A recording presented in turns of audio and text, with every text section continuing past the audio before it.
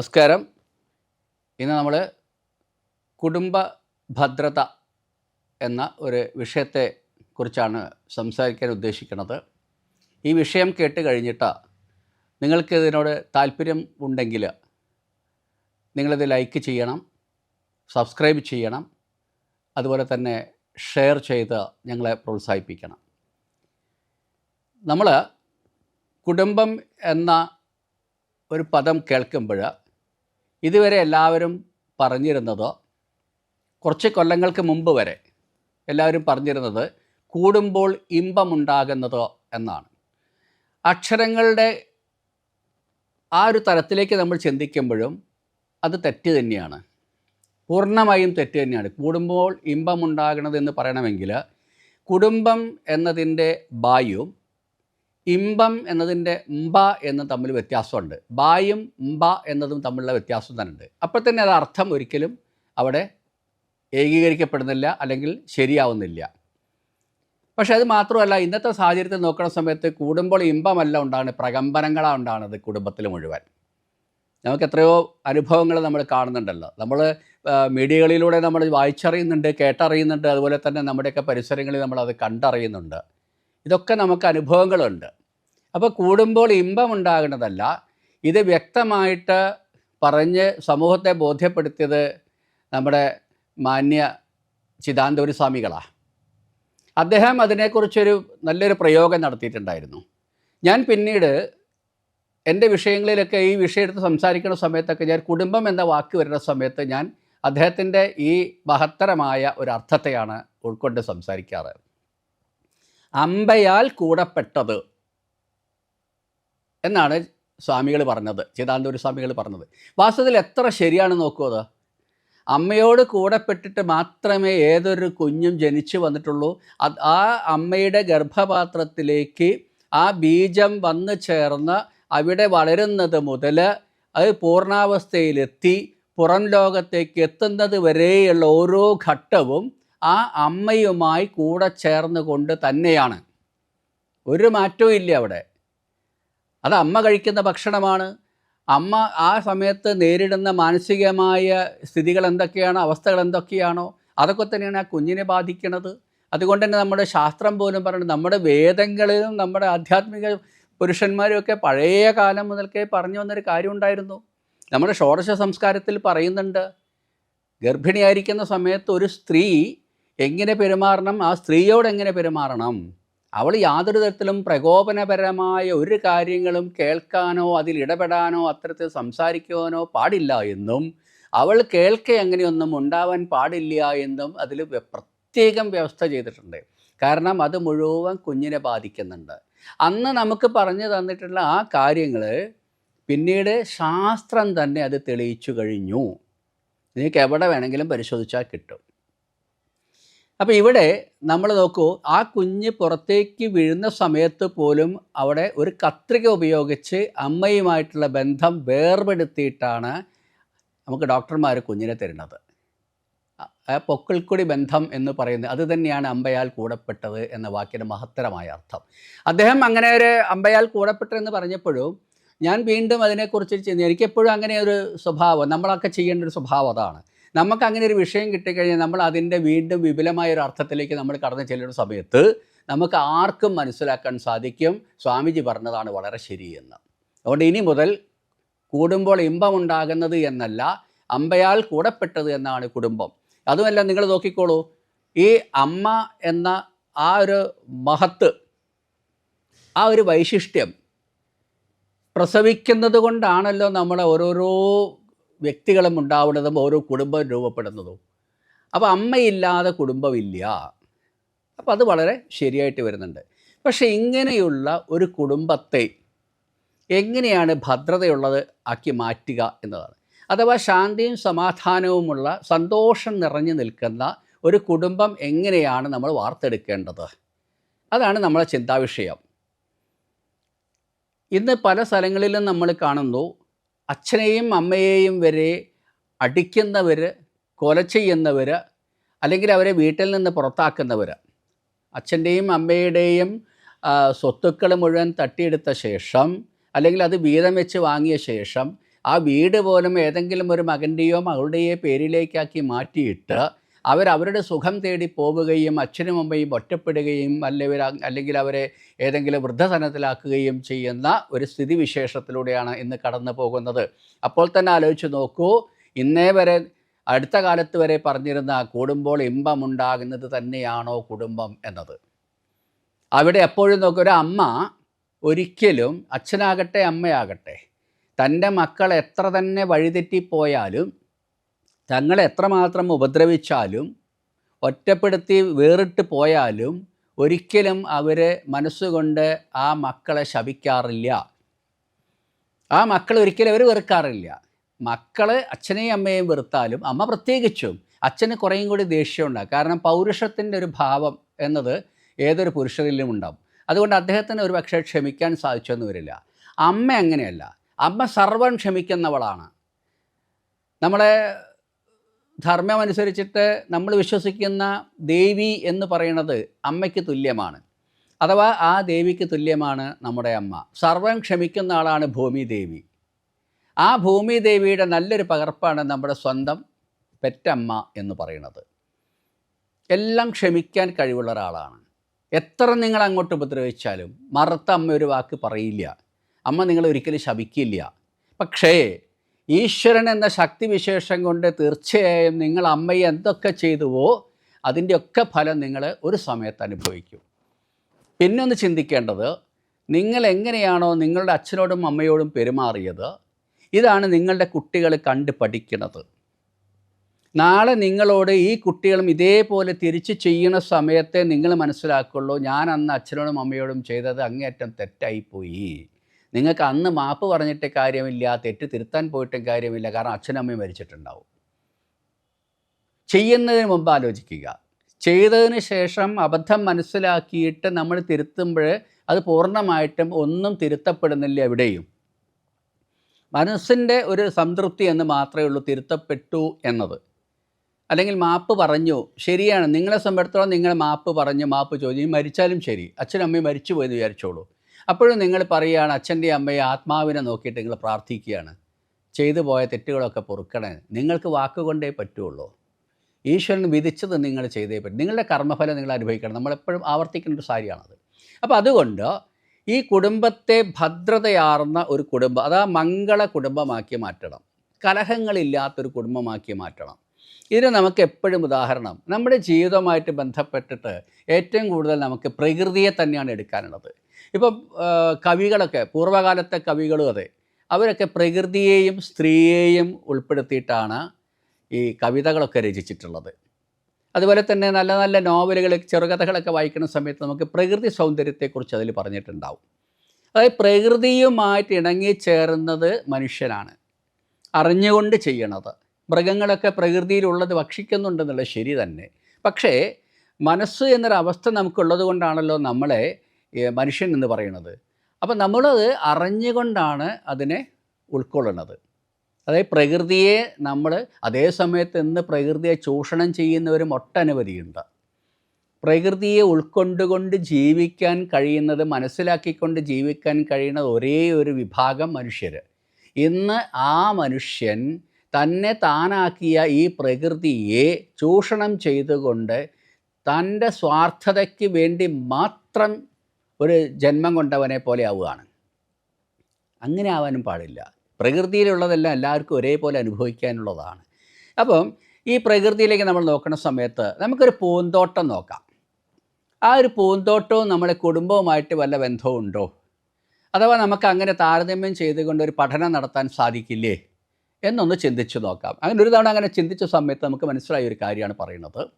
ഒരു പൂന്തോട്ടത്തിൽ വിവിധ തരത്തിലുള്ള ചെടികളുണ്ട്. അതിൽ പുഷ്പിക്കുന്നതുണ്ട്, പുഷ്പം ഇല്ലാത്തതുണ്ട്. നല്ല സുഗന്ധമുള്ള പുഷ്പത്തോട് കൂടിയതുണ്ട്, സുഗന്ധമില്ലാത്തതുണ്ട്. കാണാൻ ഭംഗിയുള്ളതുണ്ട്, ഭംഗിയില്ലാത്തതുണ്ട്. അല്ലേ? മുള്ളുള്ളതുണ്ട്, കുറ്റിച്ചെടികളുണ്ട്, വള്ളിച്ചെടികളുണ്ട്, അല്പം കൂടി മരമായിട്ടുള്ളതുണ്ട്. അപ്പോൾ നമുക്ക് അശോകം കുറച്ച് വലിയ മരമാണ്.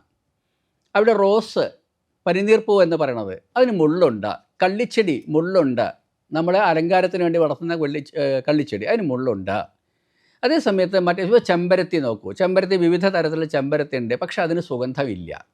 അത്രയേറെ ഭംഗിയൊന്നും ആ പുഷ്പത്തിനും കാണാനില്ല. അതേ സമയത്ത് വെളുത്ത മന്ദാരമുണ്ട്, അലരിപ്പൂക്കളുണ്ട്, അങ്ങനെ തുടങ്ങിയിട്ട് ഒട്ടനവധി നിറത്തിലുള്ള പനിനീർപ്പൂക്കളുണ്ട്. ഇങ്ങനെ നിരവധി ചെടികൾ നിറഞ്ഞു നിൽക്കുന്ന ആ പൂന്തോട്ടത്തിൽ അതിൽ യാതൊരു ചെടിക്കും പരസ്പരം ഒരു തരത്തിലുമുള്ള ഈർഷ്യയോ പിണക്കമോ ഇല്ല. അവിടെ അവ തമ്മിൽ എൻ്റെ അടുത്ത് മുള്ളുള്ള ചെടി വേണ്ട എന്നോ, അല്ലെങ്കിൽ ഭംഗിയുള്ള പുഷ്പം ഭംഗിയില്ലാത്ത പുഷ്പത്തിനെ കണ്ടിട്ട് ഇവൻ ഒന്നിനും കൊള്ളില്ല, ഇവൻ്റെ അടുത്ത് ഞാൻ ഇനി ഇരിക്കില്ല എന്നുകൊണ്ട് ആ ചെടി ഉണങ്ങിപ്പോകുന്നില്ല. അവിടെ ഏതെങ്കിലും ഒരു പുഷ്പം കൊഴിഞ്ഞു പോകുന്ന സമയത്ത്, ആ പുഷ്പം കൊഴിയുന്ന സമയത്ത് മറ്റേ ചെടി, പുഷ്പിക്കാത്ത ചെടി അവിടെ അവഹേളന രൂപത്തിൽ കാണുന്നില്ല, അല്ലേ? അപ്പോൾ നമ്മൾ കാണുന്നില്ല എന്ന് പറഞ്ഞാൽ നമ്മൾ അതിനൊക്കെ ഒരു ജീവനുള്ളതായിട്ട് നമ്മൾ കാണണം. ജീവനുണ്ട് അവയ്ക്ക്. ശാസ്ത്രം തെളിയിച്ചു കഴിഞ്ഞൊരു വസ്തു ജീവനില്ലെങ്കിൽ അതൊന്നും വളരില്ലല്ലോ. നമുക്ക് സംസാരിക്കാൻ കഴിയുമെന്ന് മാത്രമേ ഉള്ളൂ. പക്ഷേ അവയ്ക്ക് സംസാരിക്കാൻ കഴിയില്ലെങ്കിലും വാസ്തവത്തിൽ നമ്മളെക്കാൾ ബുദ്ധിപൂർവം, നമ്മളെക്കാൾ പരസ്പരം സ്നേഹിക്കാനും ഉൾക്കൊള്ളാനും കഴിയണത് പ്രകൃതിയിലുള്ള മറ്റ് വസ്തുക്കൾ തന്നെയാണ്. അതിൽ യാതൊരു സംശയവുമില്ല. ഇതൊക്കെയാണ് നമ്മൾ പഠിക്കേണ്ടത്. പ്രകൃതിയെ കണ്ട് പഠിക്കണം നമ്മളൊക്കെ. അപ്പോഴാണ് നമ്മുടെ സ്വഭാവശുദ്ധിയൊക്കെ വരിക. അപ്പോൾ അതിൽ അത്തരം ചെടികളൊക്കെ ഉണ്ടായിട്ടും ആ ചെടികൾ തമ്മിൽ യാതൊരു ഈർഷ്യയും ഇല്ലാത്തത് കൊണ്ട് പരസ്പരം ബന്ധപ്പെട്ട് തന്നെ അവ അവിടെ കഴിഞ്ഞുകൂടുന്നു. ഇത് മാത്രമല്ല, ഒരു പൂവിൽ നിന്ന് മറ്റൊരു പൂവിലേക്ക് അതിൻ്റെ പൂമ്പൊടിയും കൊണ്ട് പൂമ്പാറ്റകൾ പോകുന്നു. ആ ചിത്രശലഭത്തെ സംബന്ധിച്ചിടത്തോളം, ആ പൂമ്പാറ്റയെ സംബന്ധിച്ചിടത്തോളം ഇന്ന പുഷ്പം എന്ന് അതിന് വ്യത്യാസമില്ല. ആ പുഷ്പത്തിലേക്ക് അങ്ങനെ ഒരു പൂമ്പാറ്റ വന്നിരിക്കുന്ന സമയത്ത് ആ പുഷ്പം തലകുനിച്ച് താഴോട്ട് പോകുന്നില്ല. കാരണം നീ എൻ്റെ മേൽ വന്നിരിക്കണ്ട, എൻ്റെ തേൻ കുടിക്കണ്ട എന്ന് പറഞ്ഞിട്ടില്ല. പരസ്പര പൂരകങ്ങളാണ്. ഇപ്പം നമ്മളും എന്താവണം? പരസ്പര പൂരകങ്ങളാവണം. ആ പൂന്തോട്ടത്തിലെ ചെടികളെ പോലെ ആവണം നമ്മളും, കുടുംബത്തിലെ മുഴുവൻ അംഗങ്ങളും. ഒരു പൂന്തോട്ടത്തിൽ വിവിധ തരം ചെടികൾ ഉണ്ടാകുന്നത് പോലെ ഒരു കുടുംബത്തിലും വിവിധ സ്വഭാവത്തിലുള്ള ആളുകളുണ്ടാവും. അത് സ്വാഭാവികമാണ്. എല്ലാവർക്കും ഒരേ സ്വഭാവമൊന്നും ഉണ്ടാവില്ലല്ലോ. എല്ലാവർക്കും ഒരേ സ്വഭാവമാണെന്നുണ്ടെങ്കിൽ ലോകത്തെ മുഴുവൻ മനുഷ്യർക്ക് ഒറ്റ സ്വഭാവമേ വരുള്ളൂ. ഒരേ ജീനിൻ്റെ തുടർച്ചകളല്ലേ ബാക്കിയെല്ലാം വരുന്നത്. അപ്പം അങ്ങനെ നോക്കുന്ന സമയത്ത് എല്ലാവർക്കും ഒന്നും വരണ്ട, അത് വരുന്നില്ല. പക്ഷേ വ്യത്യസ്ത സമയങ്ങളിൽ, വ്യത്യസ്ത കാലഘട്ടങ്ങളിൽ ജനിക്കുന്ന ഓരോരുത്തർക്കും വ്യത്യസ്ത ഭാവങ്ങളുണ്ട്, വ്യത്യസ്ത അഭിരുചികളുണ്ട്. അതുപോലെ തന്നെയാണ് ബുദ്ധിയുടെ കാര്യത്തിലും. എല്ലാവർക്കും ഒരേ ബുദ്ധിയൊന്നും ഉണ്ടാവില്ല. ചിലർ ബുദ്ധി കൂടിയവരുണ്ടാവും, ബുദ്ധി കുറഞ്ഞവരുണ്ടാവും. സാമർത്ഥ്യം കൂടിയവരുണ്ടാവും, സാമർത്ഥ്യം കുറഞ്ഞവരുണ്ടാവും. നല്ല വിദ്യാഭ്യാസം നേടിയവരുണ്ടാവും, ഇല്ലാത്തവരുണ്ടാവും. പക്ഷേ വിദ്യാഭ്യാസം നേടിയവരേക്കാൾ കൂടുതൽ ബുദ്ധിയും സാമർത്ഥ്യവും വിദ്യാഭ്യാസം നേടാത്തവർക്കുമുണ്ട്. നമ്മുടെ പൂർവികരൊക്കെ അങ്ങനെ തന്നെയായിരുന്നു. നമ്മൾ ഓരോ ആചാരങ്ങളും പഠിപ്പിച്ചു തന്നത് ബുദ്ധിപൂർവ്വം അതിനെ മനസ്സിലാക്കിയിട്ടാണ്. പക്ഷേ നമ്മളൊക്കെ അതിനെന്ത് ചെയ്തിട്ടുണ്ട്? നമ്മളതിനെയൊക്കെ പാടേ നിരസിച്ചു. എന്തുകൊണ്ട്? വിവരക്കേട് അവർ പറഞ്ഞു. ബുദ്ധി ഇല്ലാത്തതുകൊണ്ട്, വിവരമില്ലാത്തതുകൊണ്ട്, സ്കൂൾ പഠിപ്പില്ലാത്തതുകൊണ്ട് അവർ പറഞ്ഞൊക്കെ വിവരക്കേടാണ് എന്ന് നമ്മൾ തള്ളി. പക്ഷേ കാലം തെളിയിച്ചു കഴിഞ്ഞു, അത് തന്നെയായിരുന്നു ശരി, അത് തന്നെയാണ് ഞാൻ ഇന്നും ജീവിതത്തിൽ ആവർത്തിച്ച് വരുന്നത്, ഞാൻ അനുഭവിച്ചു വരുന്നത് എന്നുള്ളത് നമ്മുടെ കാലം കഴിഞ്ഞതിന് ശേഷമാണ് നമ്മൾ തിരിച്ചറിഞ്ഞത്. ഈ തിരിച്ചറിഞ്ഞത് കൊണ്ട് നമുക്ക് അന്നത്തെ നമ്മുടെ പൂർവികരോട് നമുക്ക് എന്ത് മാപ്പ് പറയാനുണ്ട്? അവരെ മുമ്പിൽ നമ്മൾ എങ്ങനെയാണിത് കുറ്റം ഏറ്റു പറയുക? സാധിക്കില്ല. അപ്പം നമ്മൾ എന്ത് ചെയ്യണം? എല്ലാം കേട്ടിട്ട് നമ്മൾ മനസ്സിലാക്കിയിട്ട് ചിന്തിക്കണം. അപ്പോൾ പ്രകൃതിയെ നോക്കി ജീവിക്കുക. പ്രകൃതി നമ്മുടെ ഒരു ഗുരുനാഥനായിട്ട് കാണണം. ഇതുകൊണ്ട് തന്നെയാണല്ലോ നമ്മളോട് പറഞ്ഞത് പ്രകൃതിയെ ഒരിക്കലും ചൂഷണം ചെയ്യരുത്, പ്രകൃതിയെ ഉപദ്രവിക്കരുത്. നമ്മൾ ഭൂമിദേവിയെ മാതാവായിട്ട് കാണുന്നതും അതുകൊണ്ടാണ്. നമുക്കെല്ലാം പഠിപ്പിച്ചു തന്നത്, അഥവാ നിങ്ങൾ എങ്ങനെയാണ് ജീവിക്കേണ്ടത് എന്ന് നമ്മളെ ബോധ്യപ്പെടുത്തി തന്നത് ഈ പ്രകൃതിയിലൂടെയാണ്. അപ്പോൾ ഇവിടെ ഒരു കുടുംബത്തിൽ പലതരത്തിലുള്ള സ്വഭാവങ്ങളുള്ള ആളാണ് സമയത്ത് നമ്മളവിടെ എന്ത് ചെയ്യണം? നിങ്ങളൊരു കുടുംബത്തിൽ ഒന്നിച്ച് അല്പസമയമെങ്കിലും ഇരിക്കാൻ നിങ്ങൾക്ക് സാധിക്കണം. ഏതൊരു കുടുംബം ശ്രദ്ധിക്കേണ്ട ഒരു വിഷയം അതാണ്. കുടുംബത്തിലുള്ളവർ മുഴുവൻ മക്കളുമായിട്ട്, ഇപ്പോൾ ഭർത്താവ്, ഭാര്യ, മക്കൾ, അതാ അച്ഛൻ, അമ്മ, മക്കൾ, നിങ്ങൾ ഒന്നിച്ച് ചേർന്നിരിക്കാനുള്ള ഒരു സംവിധാനം ഉണ്ടാവണം. ഇപ്പോൾ രാത്രിയിൽ ഏറെ വൈകി വരുന്നതാണ് അച്ഛൻ പണി കഴിഞ്ഞ് എന്നുണ്ടെങ്കിൽ ആയിക്കോട്ടെ, അതുവരെ മക്കളും കാത്തിരിക്കുക. എന്നിട്ട് ഒന്നിച്ചിരുന്ന് ഒന്നിച്ച് ഭക്ഷണം കഴിക്കുക. ആ ഭക്ഷണം കഴിക്കുന്ന സമയത്തും അല്ലെങ്കിൽ അതിന് ശേഷവും അല്ലെങ്കിൽ അതിന് മുമ്പും ഒക്കെ എന്ത് ചെയ്യാം? നിങ്ങൾ അവരുമായിട്ട് കൂടിയിരുന്നിട്ട് പല കാര്യങ്ങളെക്കുറിച്ചിട്ടും ചർച്ച ചെയ്യണം, സംസാരിക്കണം. ഒരു വിഷയവും ഗോപ്യമായിട്ട് വെക്കരുത്. നിങ്ങളുടെ കുടുംബത്തിൽ നിങ്ങളുടെ മക്കളും ഭാര്യയും അറിയണം ഭർത്താവിൻ്റെ വരുമാന മാർഗങ്ങൾ വരെ. നമ്മളെപ്പോഴും പറയുന്നതാണ്, ഒരച്ഛൻ്റെ വരുമാന മാർഗം അമ്മയ്ക്കും ഉണ്ടാവാം എന്ന് വിചാരിച്ചോളൂ. ഇനി അമ്മയ്ക്കും ജോലിയുണ്ട്, വരുമാനമുണ്ട്. പക്ഷേ ആ മക്കൾ അറിയണം എത്രയാണ് അവരുടെ വരുമാനം. അവരൊരിക്കലും വരുമാനത്തിന് അതീതമായിട്ടുള്ള രീതിയിൽ ആർഭാടപൂർവ്വം ജീവിക്കാൻ വേണ്ടി അവരടുത്തുള്ള കുട്ടികളെ ഒരു പക്ഷേ കണ്ട് പഠിച്ചിട്ട് അതേപോലെ ആവണമെന്ന് തീരുമാനിച്ചാൽ നിങ്ങളവിടെ അവസാനം എന്താവും? കടത്തിലേക്ക് അടിമപ്പെട്ടു പോകും. ഈ കുട്ടിയാണെങ്കിൽ ദുഷിച്ച മാർഗത്തിലേക്ക് പിന്നീട് പോയിക്കൊണ്ടിരിക്കും. അപ്പോൾ അവിടെ എന്ത് ചെയ്യണം? നിങ്ങൾ അവരെ പറഞ്ഞ് ബോധ്യപ്പെടുത്തണം. അതിനാണ് ഒന്നിച്ചിരുന്നുള്ള സംസാരവും ഒന്നിച്ചിരുന്നുള്ള ഭക്ഷണ ക്രമീകരണവും. ഇതൊക്കെ ഒന്നിച്ചാവുന്ന സമയത്ത് അവിടെ എന്തായിട്ടുണ്ട്? ആ ഒരു കുടുംബത്തിൻ്റെ മഹത്വം അവിടുന്നേ തുടങ്ങും. ഇത് അച്ഛൻ ഒരു സമയത്ത് വരിക, അമ്മ അത് പണങ്ങിയിട്ട് മറ്റൊരു ഭാഗത്തിരിക്കുക, മക്കൾക്ക് തോന്നിയ പോലെ കളിക്കുക, അല്ലെങ്കിൽ പഠിക്കുന്നുണ്ടോ എന്ന് പോലും ശ്രദ്ധിക്കാണ്ടിരിക്കുക. ഇങ്ങനെയൊക്കെ വരുന്ന സമയത്താണ് ആ കുടുംബത്തിൽ കലഹം ഉണ്ടാകുന്നത്. ആ കുടുംബത്തിൽ ഐക്യം ഉണ്ടാകണമെങ്കിൽ എന്ത് വേണം? ഒന്നിച്ചുള്ള ഒരു ഇരുത്തം, കുറച്ച് സമയം, അതുപോലെ ഒഴിവ് ദിവസം ഒന്നിച്ചിറങ്ങണം. കുടുംബം ഒന്നിച്ചിറങ്ങുക, പുറത്തേക്കൊക്കെ ഇറങ്ങുക, അല്ലെങ്കിൽ നമ്മുടെ ബന്ധുക്കളെ വീടുകളിലേക്ക് പോവുക. ഇനി അതുമല്ലെങ്കിൽ അങ്ങനത്തെ ഒരു പോകാൻ പറ്റാത്ത സാഹചര്യമാണെങ്കിൽ വീട്ടിലിരുന്നിട്ട് കുറേ സമയം അന്നത്തെ ആ ഒഴിവ് ദിവസം എല്ലാവരുമായിട്ട് കൂടിച്ചേർന്ന് തമാശ പറഞ്ഞിട്ടും കാര്യങ്ങൾ പറഞ്ഞിട്ടും ഒക്കെ ചെയ്യുക. നിങ്ങൾ വീട്ടിലേക്ക് എന്തെങ്കിലും സാധനം വാങ്ങുന്നുണ്ടെങ്കിൽ പോലും എന്ത് ചെയ്യണം? ഒറ്റയ്ക്ക് തീരുമാനമെടുത്ത് ചെയ്യരുത്. കാരണം സാമ്പത്തികമുണ്ടോ ഇല്ലയോ എന്നറിയണം. അത് നമ്മുടെ വീടിന് അത്യാവശ്യമാണോ അല്ലയോ എന്നറിയണം. അതിനേക്കാൾ അത്യാവശ്യമായിട്ട് വേറെ എന്തെങ്കിലും വീടിന് ചെയ്യാനുണ്ടോ എന്നുള്ളത് അറിയണം. വീട് പണിയിൽ തന്നെ ഉണ്ടോ എന്നറിയണം. കുടുംബത്തിലെ മറ്റ് കാര്യങ്ങളിലേക്ക് നോക്കണം. രോഗാവസ്ഥയുണ്ടാവാം, കുട്ടികളുടെ വിദ്യാഭ്യാസം ഉണ്ടാകും. ഇതിനൊക്കെ അതിന് കഴിഞ്ഞിട്ട് പണം ഉണ്ടാവുമോ എന്ന് നോക്കണം. അപ്പോൾ ചോദിക്കുക, എല്ലാം കൂടെ ഒത്തിട്ട് ചെയ്യാൻ കഴിയില്ല, ശരി തന്നെയാണ്. പക്ഷേ അവിടെ എന്ത് വേണം? മുൻഗണനാക്രമം നമ്മൾ അതിന് കൊടുക്കണം. ഏതാണ് ആദ്യം വേണ്ടത് എന്ന് നമ്മൾ അതിനൊരു ക്രമമായ ചിട്ട വരുത്തി കഴിഞ്ഞാൽ നമുക്കവിടെ കുടുംബത്തിൽ ഏറ്റവും നല്ല സമാധാനമുള്ള ഭദ്രതയുള്ള ഒരു കുടുംബമായിട്ട് നമുക്കതിനെ മാറ്റാൻ സാധിക്കും. ഇതൊക്കെ പരീക്ഷണങ്ങളിലൂടെ തെളിഞ്ഞത് തന്നെയാണ്. പലരും ഇതുപോലെ കേട്ടിട്ട് അതുപോലെ ജീവിതത്തിലേക്ക് പകർത്തിയിട്ട് അങ്ങനെ വന്ന കുടുംബങ്ങളുണ്ട്.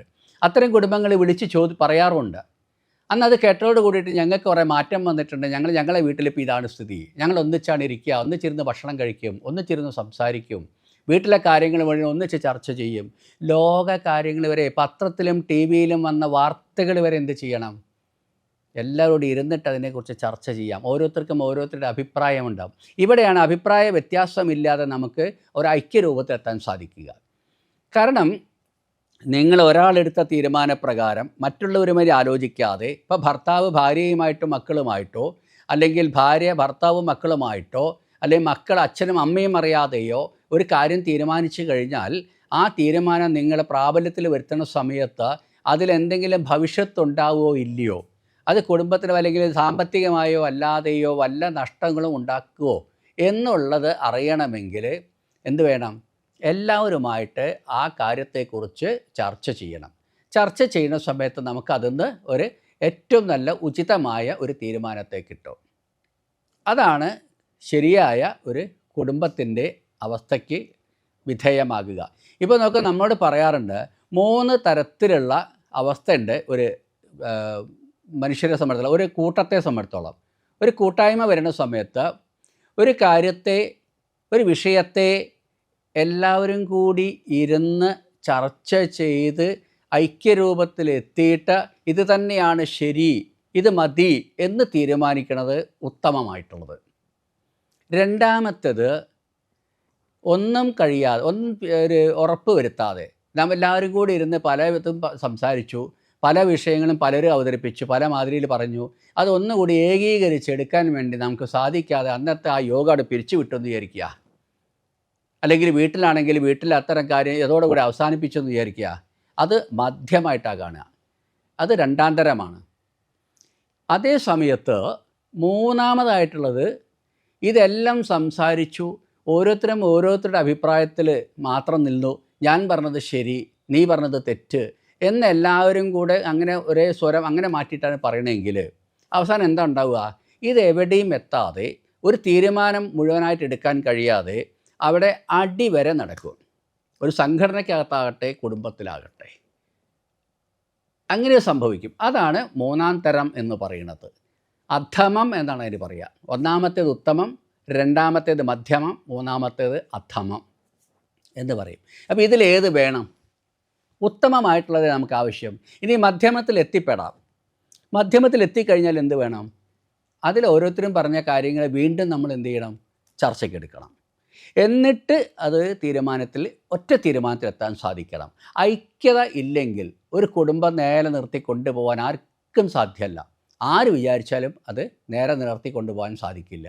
അപ്പോൾ എപ്പോഴും വേണ്ടത് ഒരേ അഭിപ്രായം ഉണ്ടാകണം, ഒരേ ചിന്താഗതിയായിരിക്കണം. അതുണ്ടാകണമെങ്കിൽ വ്യത്യസ്ത അഭിപ്രായങ്ങളും രുചികളുമുള്ള വീട്ടിലെ അംഗങ്ങളുമായിട്ട് ഒത്തുചേർന്നിരുന്നിട്ട് അവരുമായിട്ട് സംവദിച്ചിട്ട് അതിൽ ഒരു ഏകരൂപം ഉണ്ടാക്കിയെടുക്കുമ്പോൾ മാത്രമേ സാധിക്കുള്ളൂ. പക്ഷെ അവിടെ ഞാനല്ലേ അച്ഛൻ, അവിടെ ഞാൻ പറയണതല്ലേ ശരി, ഞാൻ പറയണത് കേൾക്കണം എന്ന് വിചാരിച്ചു കഴിഞ്ഞാൽ ആകെപ്പോയി. പിന്നെ പ്രധാന വിഷയം നമ്മുടെ സമൂഹത്തിൽ എന്നും നമ്മൾ കാണുകയും കേൾക്കുകയും ചെയ്യുന്നതായ ഒരു കുടുംബത്തിൻ്റെ ഏറ്റവും അരക്ഷിതാവസ്ഥയ്ക്ക് കാരണം മദ്യപാനമാണ്. ആ മദ്യപാനം എന്നുപേക്ഷിക്കുന്നുവോ അന്ന് മാത്രമേ കുടുംബം നന്നാവുള്ളൂ. ഇത് രണ്ട് തരത്തിലുണ്ട് മദ്യപാനികൾ. മദ്യം സേവിക്കുന്ന ചില ആളുകൾ മൗനമായിട്ടിരിക്കും. ചിലർ വീട്ടിലെ ഭക്ഷണം പോലും കഴിക്കില്ല, പുറത്തുനിന്ന് എന്തെങ്കിലും കഴിക്കുക, അല്ലെങ്കിൽ ഇതിൻ്റെ കാരണം കൊണ്ട് കഴിക്കാൻ പറ്റില്ല. എന്നിട്ട് അവരൊരു ഭാഗത്ത് ഒറ്റയ്ക്കിരിക്കും. മറ്റൊരു വിഭാഗമുള്ളത് ഇത് 10 പേരെ അറിയിച്ചിട്ടേ വരുള്ളൂ, വീട്ടിലെത്തിയാൽ കലഹമാണ്. ഒരു കാരണവശാലും ഒരു സ്ത്രീയെ ഉപദ്രവിക്കാൻ പാടില്ല. അത് നിയമം തന്നെയാണ്, നമ്മുടെ സംസ്കാരം പറഞ്ഞിട്ടുള്ളതാണ്. ഒരു സ്ത്രീയെ അപമാനിക്കുകയോ സ്ത്രീയെ ഉപദ്രവിക്കുകയോ, നിങ്ങൾ ഭർത്താവായിരിക്കാം, ശരിയാണ്, നിങ്ങൾ അധ്വാനിച്ചിട്ട് കുടുംബം പുലർത്തുന്നുണ്ട്, അതും ശരിയാണ്, അത് നിങ്ങളുടെ ഉത്തരവാദിത്വമാണ്. നിങ്ങൾ കല്യാണം കഴിച്ചിട്ടുള്ളതും ആ സ്ത്രീയെ നിങ്ങൾ തേടി ചെന്നിട്ടാ. ആ സ്ത്രീയോ സ്ത്രീയുടെ വീട്ടുകാരോ നിങ്ങളെ വന്നിട്ട് കണ്ടിട്ട് നിനക്ക് ഞാൻ എൻ്റെ മകളെ കല്യാണം കഴിച്ച് തരാം, നീ വരില്ലേ, നിനക്ക് ഇഷ്ടമല്ലേ എന്ന് അങ്ങോട്ട് ചോദിച്ചിട്ടല്ല. എപ്പോഴും നമ്മൾ പറയാറുണ്ട് പെണ്ണ് കാണാൻ പോകാമെന്നാണ് പറയുക, അല്ലേ? അപ്പം സ്ത്രീയെ നിങ്ങൾ പോയി കണ്ടിട്ട് നിങ്ങളാണ് തീരുമാനിച്ചത് ഈ കുട്ടിയെ ഞാൻ വിവാഹം കഴിക്കാമെന്ന്. അങ്ങനെയാണെങ്കിൽ ആ കുട്ടിയെ പൂർണ്ണമായിട്ടും മരണം വരെ പരിചരിക്കേണ്ടതാരാ? നിങ്ങളുടെ ചുമതലയാണ്. അവിടെ ഞാൻ തന്നിട്ടല്ലേ, എൻ്റെ ചിലവിലല്ലേ കഴിയണമെന്ന് ചോദിക്കാൻ നിങ്ങൾക്ക് യാതൊരു അവകാശവും. അല്ലെങ്കിൽ പിന്നെ നിങ്ങൾ അവരെ കല്യാണം കഴിക്കാൻ പാടില്ലായിരുന്നു. അതിൽ മക്കൾ നിങ്ങളുടേതാണ്. അവിടെ ചില അച്ഛന്മാർക്ക് ചിലൊരു സ്വഭാവമുണ്ട്. അച്ഛന്മാരെ പറയുമ്പോൾ ആര് തെറ്റിദ്ധരിക്കൊന്നും വേണ്ട, നമ്മൾ കുറേ കേട്ടതാണ്, അതുകൊണ്ട് പറയുക. നന്നായാൽ കുട്ടി നല്ല സ്വഭാവമാണെങ്കിൽ അത് എൻ്റെ മകനാണ്, എൻ്റെ മകളാണ്. അതേസമയം അല്പം ചീത്തയായിട്ട് വഴിപഴിച്ച് പോയിട്ട് എന്താ പറയുക?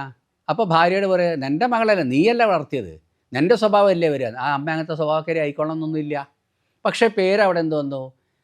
തെറ്റിലേക്ക് വഴുതി മാറുമ്പോൾ അമ്മയ്ക്ക് കുറ്റവും, നല്ലത് ചെയ്യുമ്പോൾ എൻ്റേതും, അത് എൻ്റെ ഗുണം എന്നും നമ്മളവിടെ. ഇനിയിപ്പോൾ 2 പേരും അങ്ങനെ തന്നെയാണ് വിചാരിക്കുക. ഇനി ചിലപ്പം ഭർത്താവ് അല്ലാത്ത രീതിയിൽ ഭാര്യയായിരിക്കും ചിലപ്പോൾ അങ്ങനെ പറഞ്ഞെന്നുണ്ടെങ്കിൽ അവിടെ നോക്കൂ, നിങ്ങൾ 2 പേരും തമ്മിൽ വ്യത്യസ്ത അഭിപ്രായക്കാരായില്ലേ? ഇത് ആരെങ്കിലും ഒരാളുടെ കുട്ടിയാണോ? നിങ്ങളുടെ മക്കൾ നിങ്ങൾ 2 പേരുടെയും കൂടിയാണ്. അച്ഛൻ്റെ ബീജവും അമ്മയുടെ ഗർഭപാത്രത്തിലേക്ക് വന്നതുകൊണ്ടാണല്ലോ ആ കുട്ടി അവിടെ രൂപം കൊണ്ടത്, അല്ലേ? അപ്പോൾ അവിടെ നമ്മൾ എന്ത് വേണം? സമചിത്തത പാലിക്കുക.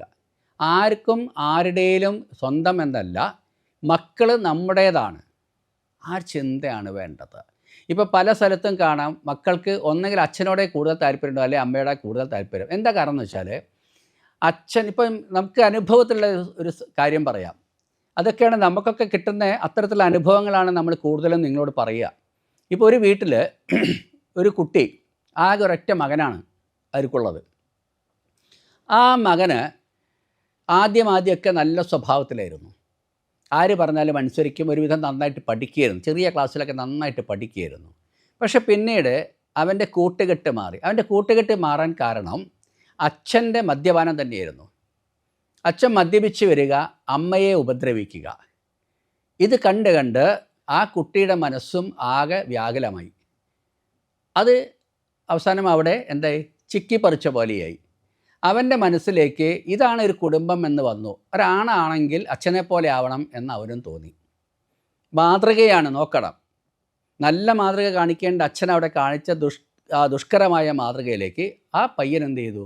അച്ഛൻ ആണായാൽ ഇങ്ങനെയൊക്കെ വേണം, കണ്ടില്ല അച്ഛനെ പോലെ ആകണം എന്ന് അവനും ശീലിച്ച് തുടങ്ങി. ഇപ്പം അവൻ മയക്കുമരുന്നിനും മദ്യത്തിനൊക്കെ അടിമയാണ്. ഇവൻ അമ്മയെ വഴക്ക് പറയും. അമ്മ എന്ത് ചെയ്യാറുണ്ട്? അമ്മ ഇവൻ ടി വി കണ്ടുകൊണ്ട് ഭക്ഷണം കഴിക്കണം, പഠിക്കില്ല. അങ്ങനെ വരുന്ന സമയത്ത് അമ്മ പറയും ടി വി ഓഫാക്കി വയ്ക്കും, ഭക്ഷണം കഴിക്കാൻ പറയും, പഠിക്കാൻ പറയും. അത് അവനിഷ്ടമല്ല. അങ്ങനെ ഇവൻ ഭക്ഷണം കഴിക്കാണ്ട് കിടന്നുറങ്ങുകയാണ്. ഇത് കഴിഞ്ഞിട്ട് അച്ഛൻ പണി കഴിഞ്ഞിട്ട് അച്ഛൻ രാത്രി 10 മണിക്ക് വന്നിട്ട് ഈ മകനെ വിളിച്ചുണർത്തിയിട്ട് ചോദിക്കുകയാണ്, ഭക്ഷണം കഴിച്ചോ? ഇല്ല. എന്തേ കാരണം? അമ്മ തന്നില്ല. അപ്പോൾ പറയുന്നത് എന്താ? അപ്പോൾ പറഞ്ഞു ടി വി കണ്ടുകൊണ്ടേ അവൻ ഭക്ഷണം കഴിക്കുകയുള്ളൂ, പഠിക്കാൻ അവൻ തയ്യാറല്ല, അതുകൊണ്ടാണെന്ന് പറഞ്ഞു. പഠിക്കാൻ വേണ്ടി പറഞ്ഞതാണ് അവന് കുഴപ്പമെന്ന് പറഞ്ഞു. അപ്പോൾ ഉടനെ വിളിച്ച് വെച്ചിട്ട് പറയാം, മോൻ ഇതാ ടി വി തുറന്ന് വെച്ച് കൊടുക്കുക, എന്നിട്ട് പറയുകയാണ് മോൻ ഇവിടുന്ന് ഭക്ഷണം കഴിച്ചോ, പഠിക്കണ്ട. അപ്പോൾ നോക്കൂ, ഇവിടെ അമ്മയെ ആ മകൻ്റെ മുമ്പിൽ വെച്ച് അമ്മയെ ശകാരിക്കുകയും അമ്മയെ ധിക്കരിക്കാൻ പഠിപ്പിക്കുകയും ചെയ്യുന്ന സമയത്ത് ആ കുട്ടിയുടെ സ്വാഭാവികമായിട്ട് എന്താ വരുന്നത്? അമ്മ തൻ്റെ ശത്രുവും അച്ഛൻ എൻ്റെ മിത്രവും എന്നാണ്. പക്ഷേ ഇതെന്താ സംഭവിക്കാന്നറിയോ? കുറച്ചും കൂടി പ്രായം എത്തുന്ന സമയത്ത് ആ കുട്ടിക്ക് ഒരു ബോധം ഉദിച്ചാൽ, അതായത് ആരാണ് നല്ലത് ആരാണ് ചീത്ത എന്നുള്ള ബോധം ഉദിച്ചു കഴിഞ്ഞാൽ അവൻ എന്തേ പറയുള്ളൂ? അവൻ അച്ഛനെ കുറ്റം പറയാൻ തുടങ്ങും. അത് മാത്രമല്ല, കിട്ടുന്ന അവസരത്തിൽ അവൻ അച്ഛനെ തെറി വിളിക്കാനും തുടങ്ങും. അച്ഛനും മകനും തമ്മിൽ അടിയിലെത്തും. ഇതൊക്കെ നമ്മൾ കണ്ടുവരുന്നൊരു സ്ഥിതിവിശേഷമാണ്. ഇതൊക്കെ ഒരു പക്ഷേ നിങ്ങളുടെയൊക്കെ ആരുടെയെങ്കിലും വീട്ടിൽ തന്നെ ഉണ്ടാവാം, കുടുംബത്തിലുണ്ടാകാം, നിങ്ങളുടെ പരിസരത്തുണ്ടാകാം. ആ സമയത്ത് നിങ്ങളൊന്ന് ഒരു പക്ഷേ ഇത് കേൾക്കുന്നവരിൽ ഇതേ സ്വഭാവക്കാരുണ്ടെങ്കിൽ തീർച്ചയായിട്ടും എൻ്റെ പ്രിയ സുഹൃത്തുക്കളെ, ഇതാരും ആരെയും കുറിച്ച് പറയണതല്ല. നിത്യ സമൂഹത്തിലുണ്ടാകുന്ന ഒരു സംഭവത്തെക്കുറിച്ച് നമ്മളൊരു ചിത്രം തന്നു എന്ന് മാത്രം വിചാരിക്കുക. നമുക്ക് കാരണം വ്യക്തിപരമായിട്ട് നിങ്ങൾ ആരെയും കണ്ടിട്ടില്ല. ഇനി കണ്ടവരുണ്ടെങ്കിൽ തന്നെ നിങ്ങളുടെ വീട്ടിലെ സ്വഭാവശുദ്ധിയായിട്ടോ നിങ്ങളുടെ പെരുമാറ്റമായിട്ടോ നമ്മൾ ഇടപഴകിയിട്ടില്ല. പക്ഷെ നമുക്ക് ഒരു കുടുംബത്തിൻ്റെ സുവർണതയ്ക്ക് വേണ്ടി, ശാന്തിക്ക് വേണ്ടി, സന്തോഷത്തിന് വേണ്ടി എന്തെല്ലാം പറയണമോ എന്നുള്ളത് അറിയണമെങ്കിൽ, പഠിക്കണമെങ്കിൽ, ഇതൊക്കെ നിങ്ങളോട് ഇങ്ങനെ അഭിമുഖത്തിൽ പറയണമെന്നുണ്ടെങ്കിൽ എന്ത് വേണം? നമ്മൾ ഈ സമൂഹത്തിലുള്ള കാര്യങ്ങളൊക്കെ അറിഞ്ഞിരിക്കണം. അതറിഞ്ഞുകൊണ്ട് നമ്മൾ പറയുന്ന സമയത്ത്, അല്ലെങ്കിൽ നമ്മൾ അതേമാതിരി ചിന്തിക്കണം, ഇങ്ങനെ ഉണ്ടാവില്ലേ വീട്ടിൽ, അങ്ങനെ ഉണ്ടായാൽ എന്തായിരിക്കും ആ വീട്ടിലെ അവസ്ഥ എന്ന് ചിന്തിക്കാനെങ്കിലും നമുക്ക് കഴിയണ്ടേ? അപ്പോൾ ഒരിക്കലും അങ്ങനത്തെ ഒരു അവസ്ഥയിലേക്ക് ഒരു അച്ഛൻ്റെ മുമ്പിൽ വെച്ച് അമ്മയെയോ അമ്മയുടെ മുമ്പിൽ വെച്ച് അച്ഛനെയോ ഒരു കുട്ടികൾക്ക് നിങ്ങൾ അങ്ങനെ രീതിയിൽ കുറ്റപ്പെടുത്തി സംസാരിച്ചാൽ, അല്ലെങ്കിൽ അവിടെ നിങ്ങൾ മർദ്ദനം നടത്തിക്കഴിഞ്ഞാൽ ആ കുട്ടിയുടെ ഭാവി തന്നെ അതിൽ നശിക്കും, യാതൊരു സംശയവുമില്ല. എന്നിപ്പോൾ ആ കുട്ടി നശിക്കാൻ കാരണം അച്ഛൻ്റെ ആ ദുസ്വഭാവം കൊണ്ടാണ്. അത് തന്നെ ആ പയ്യൻ പറഞ്ഞു, നിങ്ങളാണ് എൻ്റെ സ്വഭാവം നശിപ്പിച്ചത്, എന്നെ ഞാനല്ലാതാക്കിയത് നിങ്ങൾ തന്നെയാണ് എന്ന് പറയുകയാണ്. മുഖത്ത് നോക്കിയിട്ട് പറയുകയാണ് ഒരു കുട്ടി അച്ഛനോട്. ആരും ഉണ്ടാക്കി തീർത്തു ആ സ്ഥിതി വിശേഷം? അമ്മയല്ല അവിടെ കുറ്റക്കാരി. അമ്മ മകൻ നന്നാവാൻ വേണ്ടി ശ്രമിക്കും തോറും അച്ഛൻ അമ്മയെ കുറ്റപ്പെടുത്തിക്കൊണ്ട് സംസാരിക്കുക മാത്രമല്ല മർദ്ദിക്കുക കൂടി ചെയ്യുന്ന സമയത്ത് കുട്ടിയും മനസ്സിലാക്കുന്നത് ഇത് തന്നെയാണ് കുടുംബജീവിതം. അങ്ങനെയല്ല ഇത്തരത്തിലുള്ള കുടുംബങ്ങൾ പിന്നീട് ഉണ്ടാവുന്നത്. തൻ്റെ കുടുംബത്തിൽ നിന്ന് തനിക്ക് കിട്ടിയ പാഠം ഉൾക്കൊണ്ടുകൊണ്ട് ജീവിക്കുന്ന അജ്ഞാനികളാണ്, അല്ലെങ്കിൽ ചിന്തിക്കാൻ കഴിവില്ലാത്ത മൂഢന്മാരാണ് അത്തരത്തിലുള്ള കുടുംബം പിന്നെ ഉണ്ടാക്കുന്നത്. അപ്പോൾ ഇങ്ങനെയാണെങ്കിൽ നമ്മുടെ സമൂഹത്തിൻ്റെ സ്ഥിതി എന്തായിരിക്കും? ഒന്ന് ചിന്തിക്കേണ്ട. നമ്മൾ ജീവിക്കുന്നത് ആർക്ക് വേണ്ടിയാണ്? നമ്മുടെ മക്കളുടെ നന്മയ്ക്ക് വേണ്ടിയിട്ടാണ്. മക്കളിൽ നിന്ന് നമുക്ക് നല്ലത് കിട്ടുമെന്നോ അല്ലെങ്കിൽ നമ്മളെ വയസ്സുകാലത്ത് നോക്കുമെന്നുള്ള പ്രതീക്ഷയൊന്നും വേണ്ട. അങ്ങനെ പ്രതീക്ഷിച്ചിട്ടല്ല നമ്മൾ കർമ്മം ചെയ്യുക. മറ്റത് നമ്മുടെ ചുമതലയാണ്. നമ്മുടെ മക്കളാണ്. ആ മക്കളെ പഠിപ്പിക്കേണ്ടതും വളർത്തേണ്ടതും അവർക്ക് ആവശ്യമായ ഭക്ഷണവും വസ്ത്രവും ഒക്കെ കൊടുക്കേണ്ടതും നമ്മൾ തന്നെയാണ്. അത് നമ്മുടെ ചുമതലയാണ്.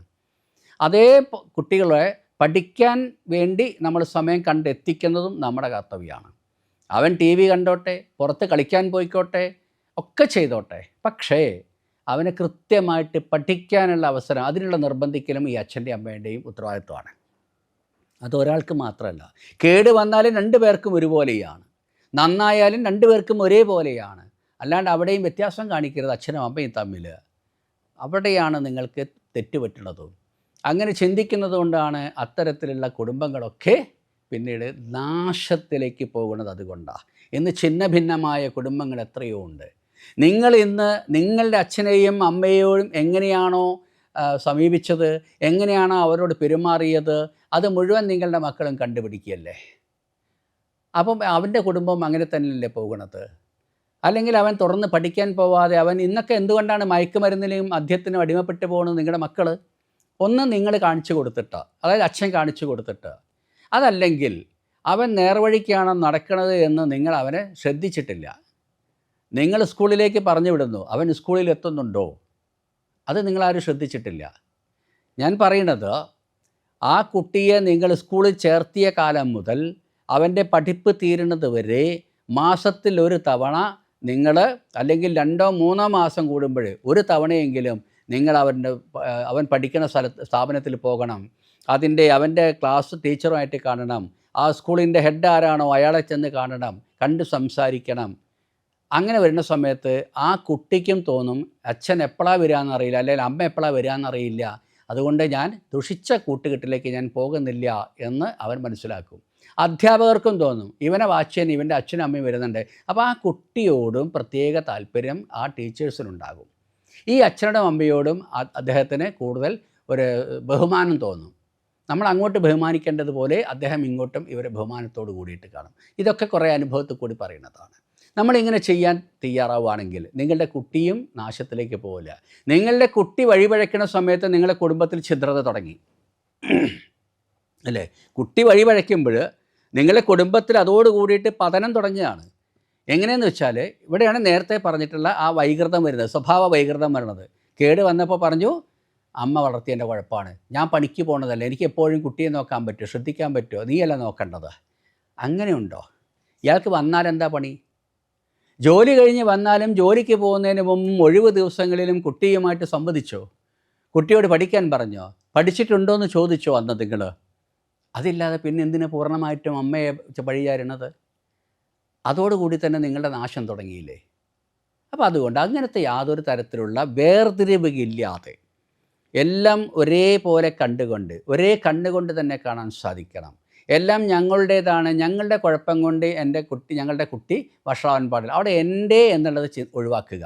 എൻ്റേതെന്ന് പറഞ്ഞിട്ട് ഒന്നുമില്ല. ഞാൻ ചോദിക്കട്ടെ, നിങ്ങൾക്ക് എന്താ ഉള്ളത്?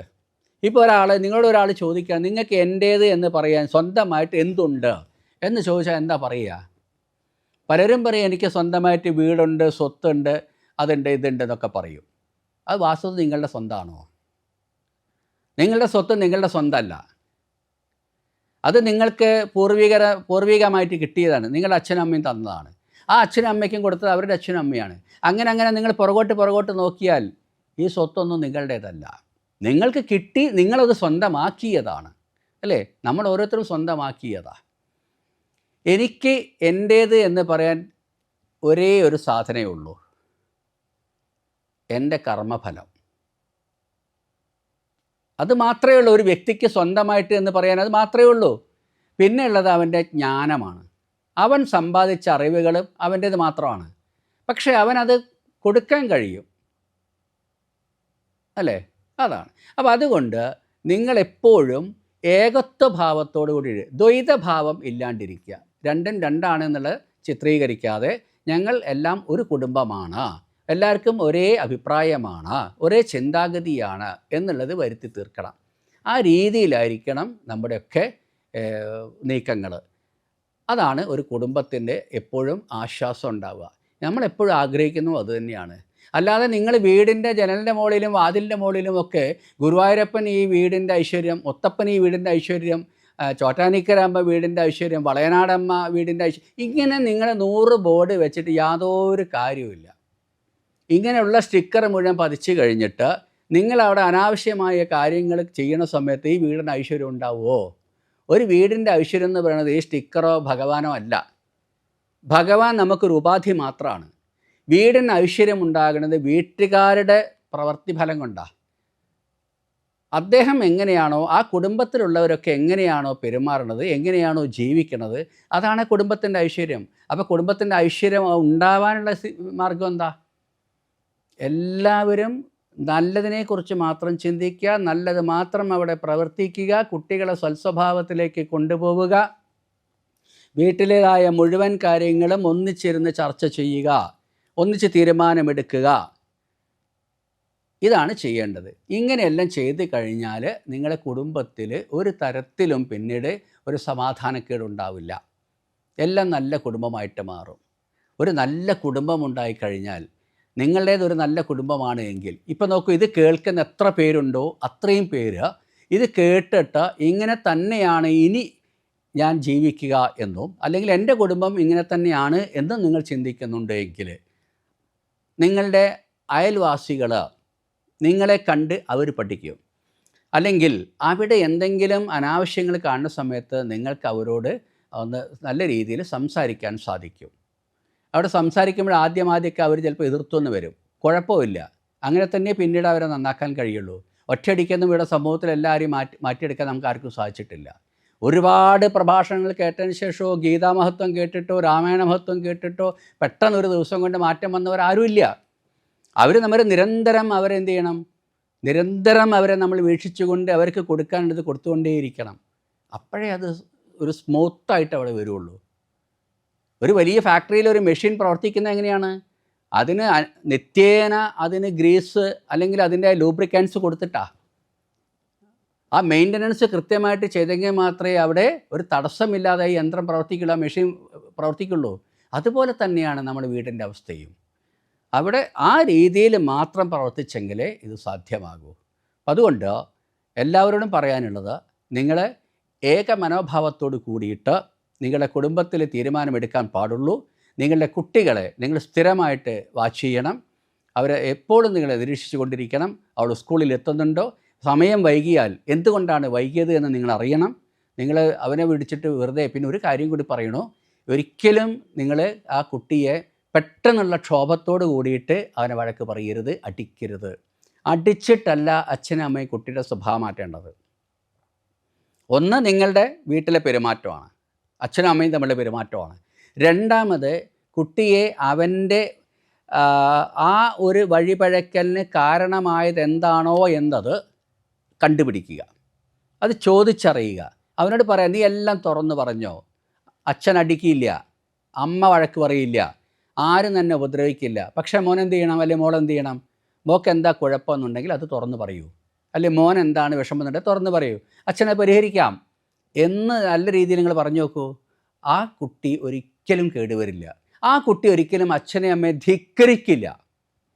അവൻ കൃത്യമായിട്ട് പഠിക്കും, അച്ഛനെയും അമ്മയും അവൻ ബഹുമാനിക്കും. ഏത് കാലത്തും നിങ്ങളോട് അവൻ എന്നും ബഹുമാനം ഉണ്ടാവും. അല്ലെങ്കിലോ നിങ്ങളൊക്കെ അവൻ നേരത്തെ പറഞ്ഞ കുട്ടി പറയണ പോലെയാവും. അവസാനം അയാളുടെ നേരെ ആയുധപ്രയോഗത്തിന് മുതിരുക ചെയ്യുക. അതുകൊണ്ട് അങ്ങനത്തെ ഒരു അവസ്ഥയ്ക്ക് ഇടവരുത്തരുത്. ഇപ്പം നമ്മൾ തന്നെയാണ് നമ്മുടെ കുടുംബത്തിലെ അരക്ഷിതാവസ്ഥ ഉണ്ടാക്കുന്നത്. ഇതിനൊന്നിനും അയൽവാസി ഒരു കാരണമല്ല. ചിലർ പറയും അയൽവാസി കാരണമാണ്. അയൽവാസി ഒരു കാരണവുമല്ല. കാരണം നമ്മൾ തന്നെയാണ്. നന്നാവാൻ കാരണം നമ്മളാണ്. പക്ഷെ നന്നാവാൻ ചിലപ്പോൾ അയൽവാസിക്ക് സാധിക്കും. എങ്ങനെ? അല്ലെങ്കിൽ അയൽവാസികളുടെ ജീവിത രീതി കണ്ടിട്ട് കുത്തഴിഞ്ഞ ഒരു കുടുംബത്തിന് വേണമെങ്കിൽ മാറാൻ സാധിക്കും. പക്ഷേ അവൻ കുത്തഴിഞ്ഞത് കൊണ്ട് ഞാൻ അതിലേറെ കുത്തഴിഞ്ഞ് ജീവിക്കട്ടെ എന്നല്ല വിചാരിക്കേണ്ടത്. ഒരു റൗഡി അപ്പുറത്തുണ്ടെങ്കിൽ അവനെ നേരിടാൻ ഞാൻ അതിനവനേക്കാൾ വലിയ റൗഡി ആകട്ടെ എന്നല്ല വിചാരിക്കേണ്ടത്. ആ റൗഡിസത്തിൽ നിന്ന് അവനെ മാറ്റിയെടുക്കാനുള്ള മാർഗം എന്താണെന്ന് ചിന്തിക്കുക. അവനോട് ഉപദേശിക്കുക. ഉപദേശിച്ച് മാറട്ടെ. എന്നിട്ടും മാറിയില്ലെങ്കിൽ അവൻ സ്വയമേ പഠിക്കും. നിങ്ങളുടെ ജീവിതം കണ്ടിട്ട് ഒരു സമയത്ത് അവനൊരു പക്ഷേ അസൂയ തോന്നും. ആ അസൂയ എന്തായിട്ട് മാറും? രണ്ട് തരത്തിൽ മാറാം. ഒന്ന് കൂടുതൽ വിദ്വേഷത്തിലേക്കും പോകാം, ഒന്ന് മറിച്ച് ചിന്തിക്കും, എനിക്കും അതുപോലെ ആയാൽ എന്താ കുഴപ്പം? മുമ്പ് അവൻ പറഞ്ഞപ്പോഴൊക്കെ ഞാൻ അവനെ ധിക്കരിച്ച് തള്ളിയിട്ടുണ്ട്, അവനെ ഞാൻ ചീത്ത പറഞ്ഞിട്ടുണ്ട്. പക്ഷേ ഇപ്പോഴെനിക്ക് തോന്നുന്നു അതാണ് ജീവിതം. കുറേ മറ്റേ പോലെ ജീവിച്ചിട്ട് മടുക്കും. ആ മടുക്കണ സമയത്താണ് തോന്നുക, അപ്പോഴേക്കും ഒരു പക്ഷേ ജീവിതം സായാഹ്നവും കഴിഞ്ഞിട്ടുണ്ടാവും. എന്നാലും വേണ്ടില്ല, ഉള്ള സമയത്തെങ്കിലും നല്ലതുപോലെ എല്ലാവരും കൂടിച്ചേർന്ന് ചിരിച്ചും കളിച്ചും, അച്ഛനും അമ്മയും ആരൊക്കെയായിരിക്കണം? ഗുരുനാഥനായിരിക്കണം. അതേ സമയത്തോ കളിക്കൂട്ടുകാരായിരിക്കണം, സഹോദരങ്ങളെപ്പോലെ ആയിരിക്കണം. എല്ലാ വിഷയവും നിങ്ങൾക്ക് പരസ്പരം ചർച്ച ചെയ്യാൻ സാധിക്കണം. അവിടെ കുട്ടികളുടെ ഏത് വിഷയവും, ഇപ്പോൾ പെൺകുട്ടികളെ പ്രത്യേകിച്ചു പെൺകുട്ടികളുടെ വിഷയങ്ങൾ വരെ പറഞ്ഞ് ധരിപ്പിക്കാൻ ഒരു അമ്മയ്ക്ക് സാധിക്കും. അവിടെ നിങ്ങൾ സങ്കോചമൊന്നും വിചാരിക്കേണ്ട. ആ കുട്ടിയുടെ ശാരീരികമായ വളർച്ചകളെക്കുറിച്ച് അവളെ ബോധ്യപ്പെടുത്തണം. അതിനെ സുരക്ഷിതമായിട്ട് സംരക്ഷിച്ചിട്ടില്ലെങ്കിൽ, കൊണ്ടു നടന്നിട്ടില്ലെങ്കിൽ അതിലുണ്ടാകുന്ന ഭവിഷ്യത്തിനെ കുറിച്ചിട്ടും ആ മകളോട് പറഞ്ഞ് മനസ്സിലാക്കിച്ചു കൊടുക്കണം. അവിടെ ഒരു അമ്മയ്ക്ക് അവിടെ മറ്റൊന്ന് നോക്കേണ്ടതില്ല. അത് ശരിയാണെന്ന് നോക്കേണ്ടതില്ല. ശരി അത് തന്നെയാണ് ശരി എന്നാണ് ചിന്തിക്കേണ്ടത്. ഇങ്ങനെയെല്ലാം നിങ്ങൾക്ക് സാധിച്ചാൽ നിങ്ങളൊരു കുടുംബത്തിൽ ഒരിക്കലും ഒരു സന്തോഷക്കുറവില്ലാതെ വളരെ നല്ല മംഗളമായ ഒരു കുടുംബം, ഒരു കുടുംബത്തിലെ ഏറ്റവും നമ്മൾ തലക്കെട്ട് പറഞ്ഞ പോലെ ഒരു ഭദ്രതയാർന്ന കുടുംബമാക്കി മാറ്റാൻ നിങ്ങൾക്ക് സാധിക്കും. ഇത്രയും പറഞ്ഞുകൊണ്ട് ഈ ഒരു വിഷയം ഇവിടെ അവസാനിപ്പിക്കട്ടെ. വീണ്ടും പറയുന്നു, നിങ്ങൾക്ക് ഈ വിഷയത്തെ നിങ്ങൾക്ക് ഇഷ്ടമായി എങ്കിൽ നിങ്ങൾ ലൈക്ക് ചെയ്യണം, സബ്സ്ക്രൈബ് ചെയ്യണം, ഷെയർ ചെയ്യണം. വീണ്ടും നമുക്ക് കാണാം മറ്റൊരു വിഷയവുമായിട്ട്. അതുവരേക്ക് തൽക്കാലം വിട. നന്ദി, നമസ്തേ.